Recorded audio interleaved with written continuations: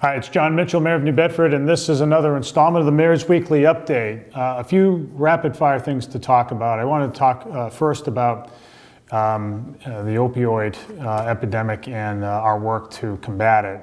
Good news and bad news. We've had, of late, we have the data in from 2018, and there was a pretty sharp drop, roughly a 15% drop from 2017 to 2018 in fatal overdoses. Overall overdoses stayed about the same, but it's really good that the fatal overdoses continued to drop. The bad news is that in the last few weeks we've seen it tick up again, and it all sort of speaks to the need for us to continue to work at it. We have our Greater New Bedford Opioid Task Force, which has been hard at work. It includes our health department, our police department, a number of nonprofit providers around the city and others outside the city who are all working extremely hard to make sure that people get the services they need, that their lives are saved when they need to be saved, and that we're doing the follow-up. It's just a lot of hard work, but I really wanted to thank all of them for the progress that's being made, and to remind everybody that there's still a lot of work left to do, but we are committed to it. Secondly, I wanted to thank everybody who was involved in the point in time count, which is an annual exercise we do to determine the number of homeless in the city. There are two categories of homeless under this accounting. The first is folks who are sheltered, homeless people who are sheltered somewhere, but though not in a permanent home. These could be people in shelters themselves, homeless shelters, or in homes of people, and they're just doing what's often referred to as couch surfing, or staying there in other places temporarily. And then separately, we have the unsheltered folks who we see on the street and who are at the greatest risk of all.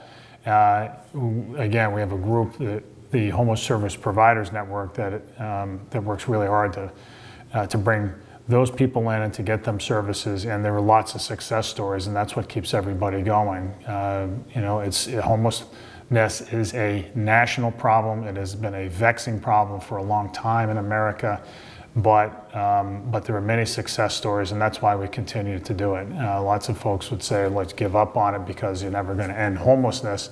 But the idea is, as difficult as that task may be, it is important that we continue to work, because we know that there are many people who will succeed, and we have to try. So kudos to everybody who was involved in that volunteer exercise this year. A couple of other brief notes. Vineyard Wind will be holding a hearing next week on its project, which will be the first utility scale wind project in the United States, deployed right from the Port of New Bedford. So updates will come on that. You can see it on the city's website. We just ask people to check it out and to go down to the Waypoint Center to see what's happening. Offshore wind is a big deal in the United States, and probably no place more so than in New Bedford. And we want to make sure that the voices of our residents are being heard as these opportunities with the offshore wind arise. Next we have the Frederick Douglass ReadAthon, which is happening on Sunday. Hopefully you can come out and see that as well. Another great event that we do, and only we do, in New Bedford.